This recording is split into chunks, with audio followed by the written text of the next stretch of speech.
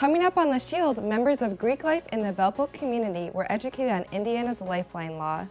And freshman students share their perspectives on how they're adjusting to life here in Valpo.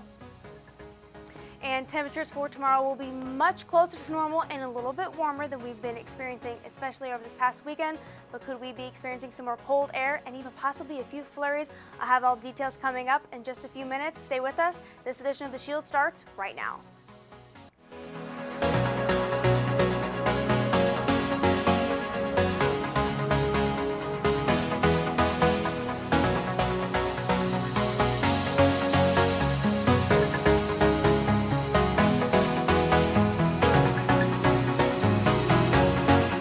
Thank you for joining us here on The Shield. I'm Hannah Warren. Members of the Greek community in all of Valpo gathered in the community room last week to learn about Indiana's Lifeline Law. And I'm Clare Rohan. Indiana Attorney General Greg Zoller and State Senator Greg Merritt have been traveling the state spreading the word about the dangers of excessive alcohol consumption. VUTV news correspondent Brendan Johnson was there and has more on what Valpo students should know about the law.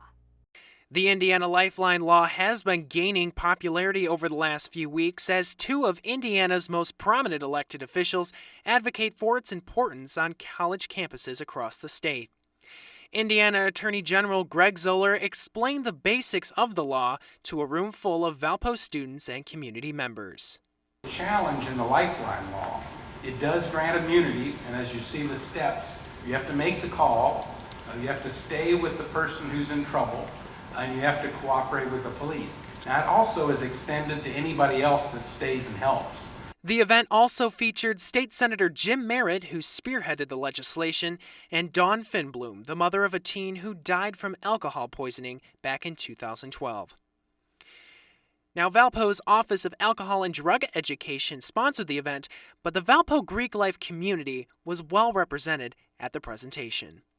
I think it's just the be safe, the make good decisions like they talked about. That it's not about don't drink or it's not about don't do this. It's about if you do it or someone else does it and there's a problem, we just want you to be safe overall. We want you to prioritize each other's health and wellness rather than fear or, just anger at the police. Like we want you to just call and get each other help.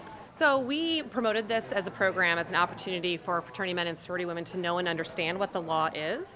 So there were not any misconceptions about what the options are if they have a friend that's in need. Our fraternity and sorority community has close to 600 members in it currently who choose to socialize together, spend time with one another, and care about one another. So of course we want to provide them with information about where they can call and what resources are available in case they're concerned about a friend. But the most important takeaway from this presentation is that Valpo students know what to do when someone under the influence needs their help.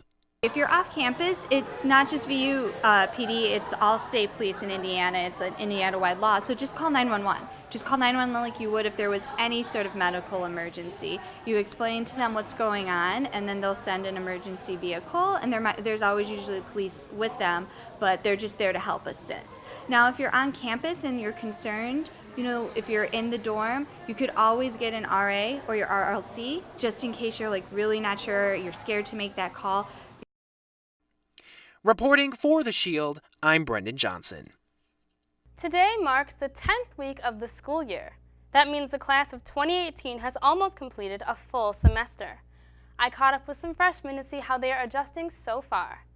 Elizabeth Smith, a pre-med major, spoke about the differences between living with her family and a stranger. Difficult the first month because I live with 6 other people at my house at home, so I'm constantly surrounded by people, so just going to having one other person living with me was a little difficult and strange, especially not knowing her. So, but after the first month and just adjusting and everything, it's been okay. Some students are finding that high school and college may not be so different. Amanda Jennings, a nursing major and competitive swimmer here at Valpo, talked about the similarities between her swimming schedule now in comparison to high school. I had to get up at 4:30. I'm pretty used to it. I mean, I swam all through high school and we had to do that, so it's pretty interesting. Of course, friendships are a huge part of the college experience. Although some struggle more than others to make connections, a big part of getting to know others is getting involved. It's definitely a harder part for me. Friends were never kind of a strong thing for me, but definitely with some of Valpo's programs, and then just getting used to having people around afterward. Definitely got a lot of friends now, so. I've been in pep band, which has helped a lot because we're together for a lot of the games, so then you can make friends easily that way, talking to people, because there's a lot of downtime between playing. Students are finding the class load to be rewarding as it is challenging. It's a bit challenging, definitely a step up from high school, but yeah, now it's tolerable. Now I set aside time to study and time to do homework, and it's manageable. Oh yeah, I spend so much time in the library and just take time and just try to do everything, and I have a study buddy, so that's kind of nice. Campus wasn't full of just ghouls and goblins on Halloween. It was also being pelted with ice and snow. Take a look at some footage that is our group meteorology majors obtained at the Indiana Dunes beach on Friday. A cold blast of Arctic air made its way down Lake Michigan, prompting lake-effect rain and snow showers. Areas of South Valpo saw trace amounts of snow cover. Luckily, most of it melted the ice. The ground was so warm in other places. Winds frequently gusted up to 70 miles per hour. A wintry mix of precipitation wound up making travel and outdoor activities very difficult to enjoy. Still to come on the Shield, we have the latest on the fatal Virgin Galactic plane crash. And we continue our coverage on the spread of Ebola in the U.S. And after looking at all of that scary weather we saw on Halloween, like you saw in the last story, none of us are really wanting cold air to return or even snow flurries. Unfortunately, they will be making a comeback, especially as we head into the end of my forecast. I have all the details coming up in just a few minutes. Stay with us. You're watching The Shield on VUTV. Interested in the television industry?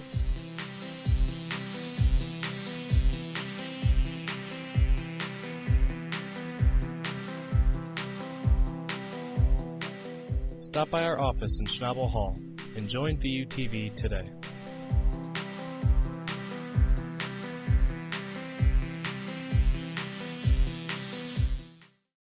Good morning, Valparaiso University. What's a better way to start your day than with a new jam? And WVUR has just what you need.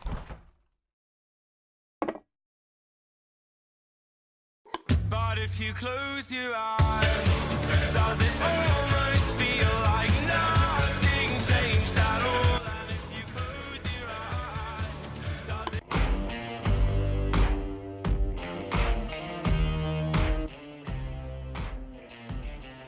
If Daniel won't change your mind, baby, Broadcasting sports, news, weather, and music, on air, online, and on campus.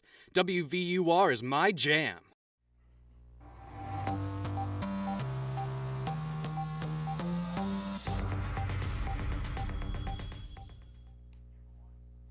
Virgin Galactic says its Spaceship Two is a loss after experiencing what they call an in-flight anomaly. During a test flight on Friday, the spaceplane fell apart just 2 minutes after Friday's launch over the Mojave Desert. One pilot, now named as Michael Alsbury, was killed, and another, Peter Siebold, parachuted to the ground and is now hospitalized with serious injuries. Virgin Galactic CEO Richard Branson visited the crash site over the weekend and said the company will learn from this accident. We do understand the risks involved, and we're not going to push on blindly.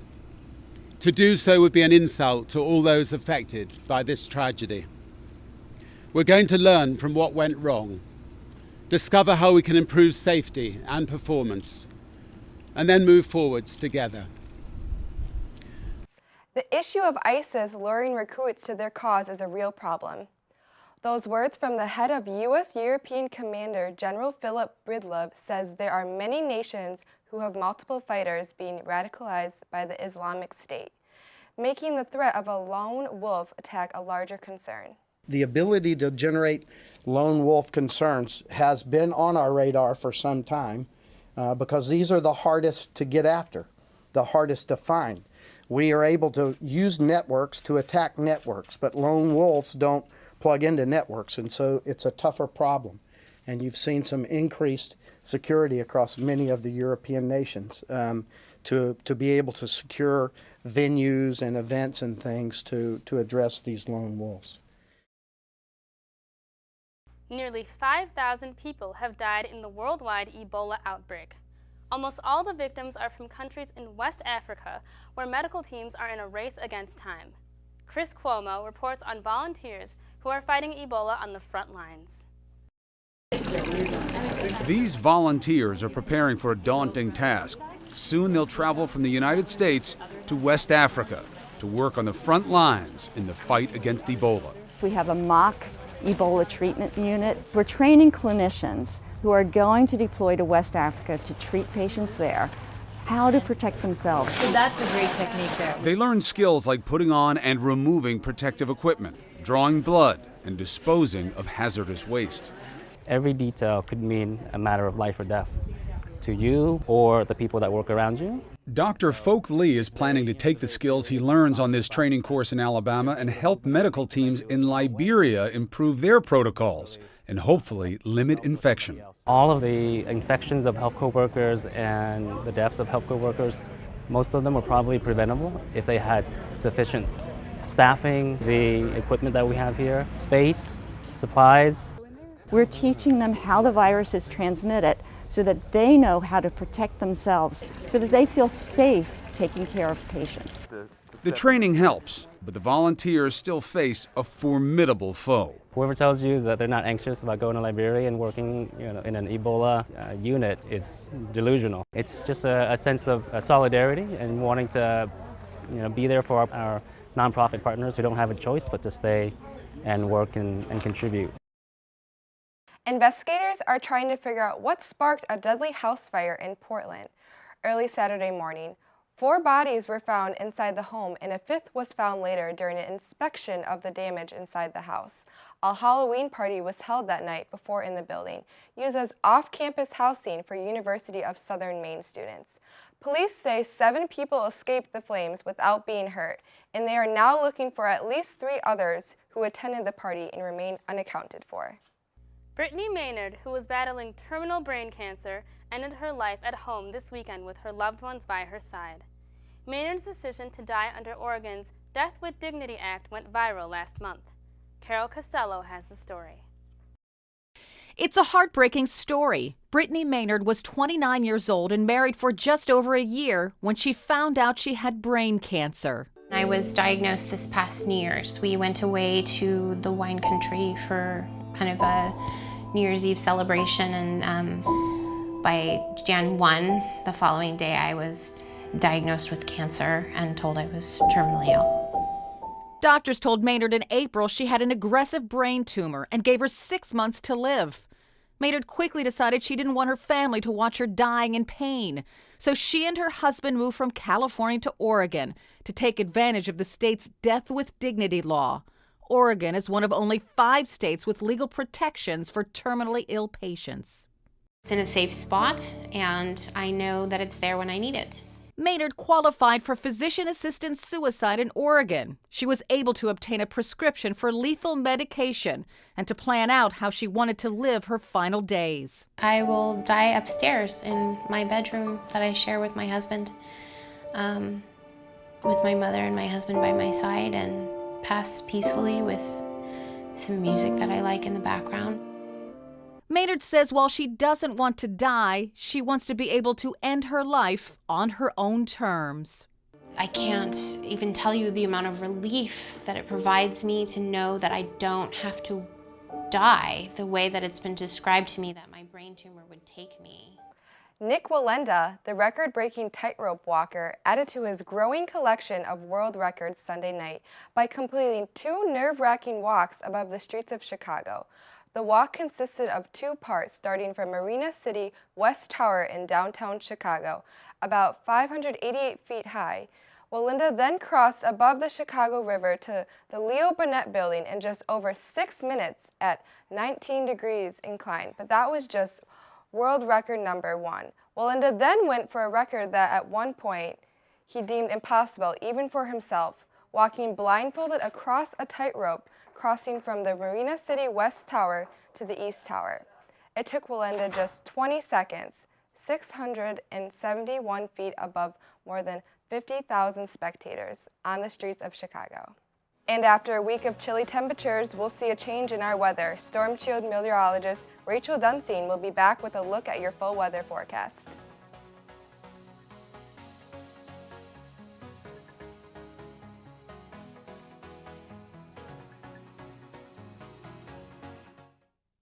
On a campus plagued with terrible weather, Valpo students suffer from boredom with no motivation to leave their room. They begin to search for free movies and stumble upon Valpo's new free movie streaming website, where you get unlimited free access to recent movies like Despicable Me 2 and Jobs at the tips of your fingers. So if you're feeling bored, then don't wait. Grab some friends, find a seat, and enjoy a movie on movies.valpo.edu.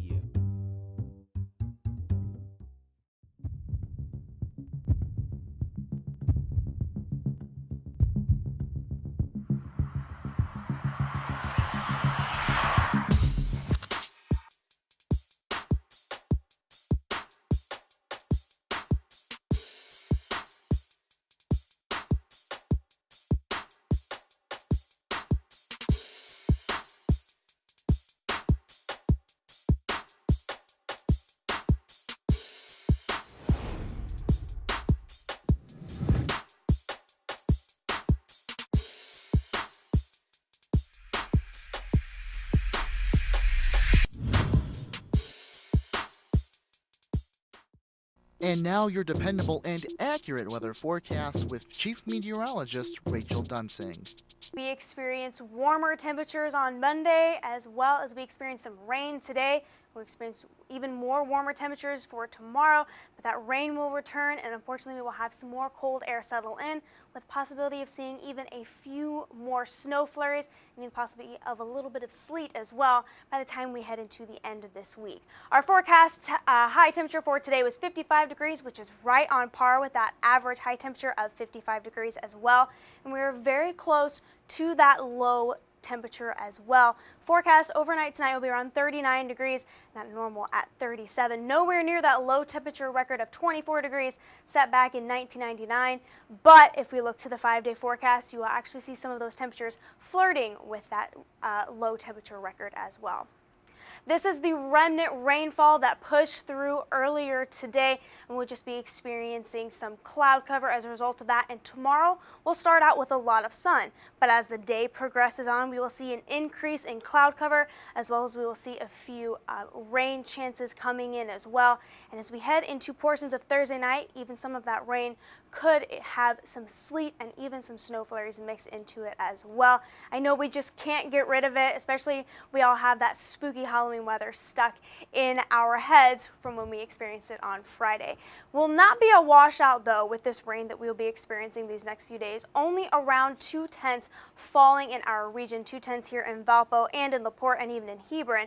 A little bit closer to the Lake Gary around 3/10, as well as Three Oaks, Michigan will record around 3/10 as well. So as I mentioned before, not a washout, but you will definitely want to bring that umbrella and bring out those rain boots as well.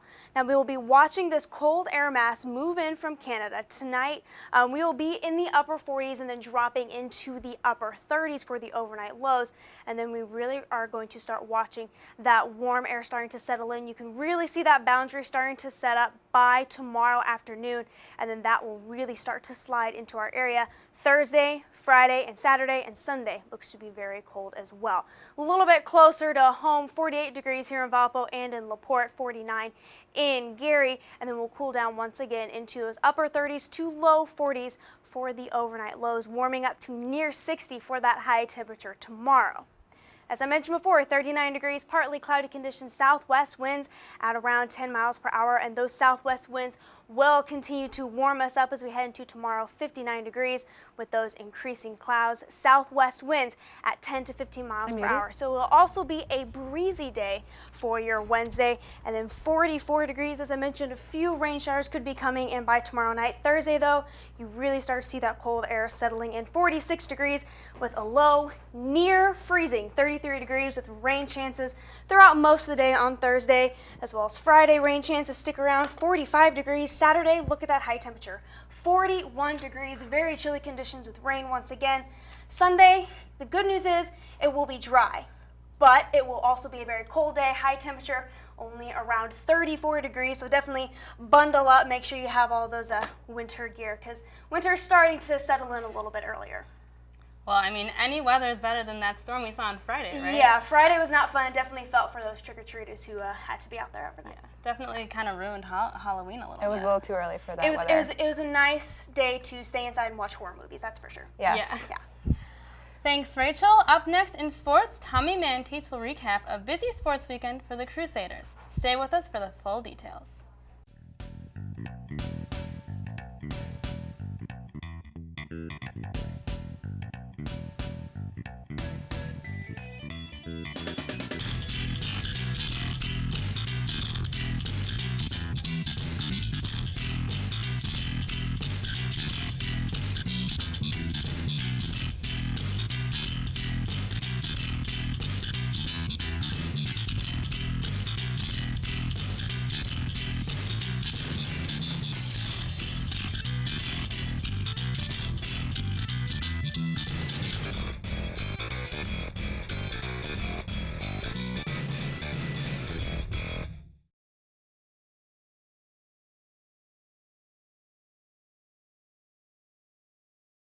For over 100 years, VU has trusted the torch for reliable and accurate accounts of campus happenings. And with an end of a century, we would like to say thanks. Thank you. Thank you. Thank you, Valpo. We have been covering stories that will impact you both in print and online. For Players Spotlight and next week events, to the opinions you have, count on us as Valpo's most reliable source for campus happenings. 4-time winner of College Weekly of the Year, The Torch, home of the truth, celebrating 100 years of excellence in journalism. Joining us now with a sports update is Tommy Mantis. Tommy, it was an up and down weekend for the Crusaders. Yeah, it's like a carousel, up and down all weekend long, but start with the good, and that is women's soccer. It was a great weekend for them. Brought their best regular season record in the Horizon League to the Green Bay side, and hey guys, they haven't lost since August. You guys remember August when the temperature was 90 degrees, gas was $3.50 per gallon, and the Crusaders were playing to their 4th place potential. The times they are changing, and for the better for the Crusaders in their eyes, as Crusaders were running a 9-game winning streak going into Green Bay. The score on Saturday, a ridiculous 4-1 blowout of a contending Phoenix squad that finished 4th in the Horizon League. There's more to the dominance that happened on Saturday for the Crusaders. Robin Wenzel scored the quickest goal in program history to start a game, which was 32 seconds in. It's not as fast as Clint Dempsey in the World Cup against Ghana, but it's pretty darn close. I think Wenzel did, the team accomplished that Dempsey couldn't. The score was not, they didn't score 1 goal. They scored 2, not 3, but 4 goals in the first 8 minutes. Vanessa Abad and Kelsey Draper were the other goal scorers. So most goals scored in a Horizon League game for the Crusaders since joining the league in 2007. Now the Crusaders have a 10-game winning streak, and they have their eyes on the prize as they will play in the Horizon League tournament and will host it. The Crusaders will be starting on Thursday in the semifinals and are waiting for the results of Cleveland State and Oakland. That matchup starts at 7 o'clock today. The dominance of the Horizon League has turned to a reward for the Crusaders, as a few players were selected for a lot of Horizon League accomplishments. Let's start with Rita Craven. She's been named the Horizon League Player of the Year and the league's Offensive Player of the Year. Redshirt freshman Vanessa Abad earned Freshman of the Year award. And finally, John Maravich was named the league's Coach of the Year for the first time in his coaching career. Craven was also crowned with a first-team Horizon League award winner, along with April Cronin, her teammate. The Crusaders had 2 more players win awards. Shelby Oschlager and Sydney Galvez-Ailey made the 2nd team All-Horizon League. And speaking of dominance, Valpo Volleyball had a perfect road trip in Ohio as they beat Youngstown State and Cleveland State. Going into the weekend, the Crusaders said they'd be happy with 1 win over the weekend based on the hilarity of their league and the difficulty of winning on the road. Well, the Crusaders exceeded their expectations and found themselves 7-4 in the Horizon League and 3rd in the standings. Friday's match against Cleveland State was all Valpo. So there were only 1 lead change throughout the entire match. As she's done all season long, Emily Campbell led the way with 12 kills. Kelsey Victor and Taylor Grabowski both added 8 kills, hitting about 38% and 36% respectively. Saturday was a different story as the Crusaders fought off a Youngstown State Penguins team in all 3 sets. Campbell again led all players with 18 kills. Kelsey Victor had 11 kills on the night, 45% hitting. Senior Morgan Bile had 39% with 7 kills without committing an attack error. That's her 3rd straight match without an error on the offensive side. Crusaders will be home this weekend as they face Wright State in Oakland. Wright State fighting for the Horizon League tournament just to get in, while Oakland is trying to keep their first place campaign intact. Wright State will be here at 7 on Friday, while Oakland will be here at 4. Well, with the good comes the ugly, and that's what the men's soccer has to say about their last team and also the football team. They had a long weekends that they'd like to have back. Men's soccer has hit their low of the season as they were defeated on the road at the hands of Green Bay by a score of 2-1. The only words that really can describe this game was heartbreaking and frustrating. The Crusaders could have solidified a place in the Horizon League with a positive result against the worst team in the Horizon League. The Crusaders, in fact, had the game won as Matt Gouet scored a goal with 4 minutes to go in the game. The Crusaders were popping the champagne. They were ready to win, but Green Bay pulled off a miracle and scored an equalizer with less than 30 seconds to go in the game. Now, overtime has been very good to the Crusaders, except for Saturday night, as they suffered their first golden goal loss of the season. Crusaders dropped to 3-3-1, are 5th in the Horizon League. Biggest game of the year falls on Friday against now second best team in the Horizon League, Oakland. And finally, football continues its woes as they are blown out on the road by Dayton. The score of that one, unknown. The Crusaders had a chance to tie in the second half. The 2-point conversion, the pass from Ben Lehman was incomplete. Started a fire that Crusaders just could not put out. From there on, the Flyers scored 28 unanswered points. Valpo gave up a total of 238 rushing yards. Ben Lehman went for 11 of 28, 135 yards, no touchdowns, 3 picks. Crusaders are now 2-7 and will face Revel Butler at home on Saturday. Game starts at 1. Todd Eichow and Dave Huseman will have the call. It can be heard on 95.1 FM The Source. If you want to keep up with all things Valpo Athletics, go to www.valpoathletics.com and www.horizonleague.org. That's all for me. Back to you, ladies. Thank you, Tommy, for the sports update. It sounds like it was a busy weekend in the sports world. After the break, Rachel is back for a last look at your Valpo weather forecast. Stay with us.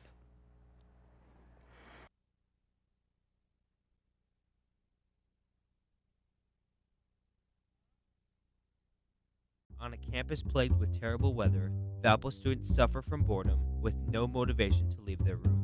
They begin to search for free movies and stumble upon Valpo's new free movie streaming website, where you get unlimited free access to recent movies like Despicable Me 2 and Jobs at the tips of your fingers.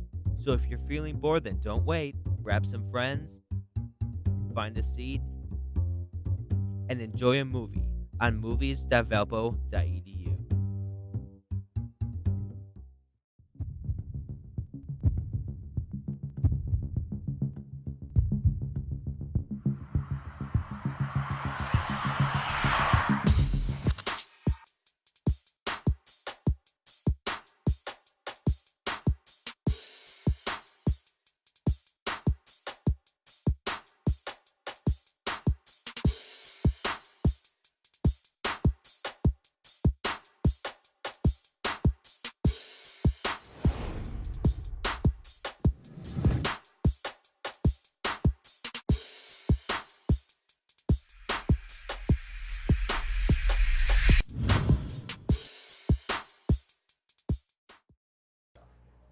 Rachel Dunsing joins us for a final look at your Storm Shield forecast. What do you have, Rachel? Well, it's going to be another cool night tonight, but the good news is we will continue to warm up as we head into tomorrow. Tonight should be overnight low of 39 degrees, partly cloudy skies. Those southwest winds, though, will continue to warm us up as we head into tomorrow.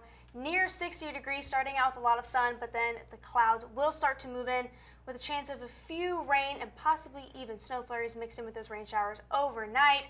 Thursday looks to be very chilly, 46 degrees, 45 on Friday, Saturday 41 degrees. Look at that overnight low, Saturday into Sunday 23 degrees, and Sunday no rain, but very cool conditions, 34 degrees for that high temperature. So bundle up if you have anything to do out on Sunday. Should be a very chilly day, nice day to have some hot chocolate or some apple cider or anything like that. Well, I'm looking forward to that. That sounds really good. I don't know if I'm ready for winter yet, but it is nice to kind of have an excuse to enjoy coffee or hot chocolate even more. I'm not a coffee person, but I do like hot chocolate. That's true. Then enjoy some hot chocolate then. Yeah. Do you like coffee? I don't know. I'm more of a hot chocolate fan. There you go. It works. There you go. Nice cold day for that on Sunday. All right, thanks, Rachel. And that's all we have for you. I'm Clare Rohan. And I'm Hannah Warren. For Rachel, Tommy, and all of us here at VUTV, have a great rest of your week.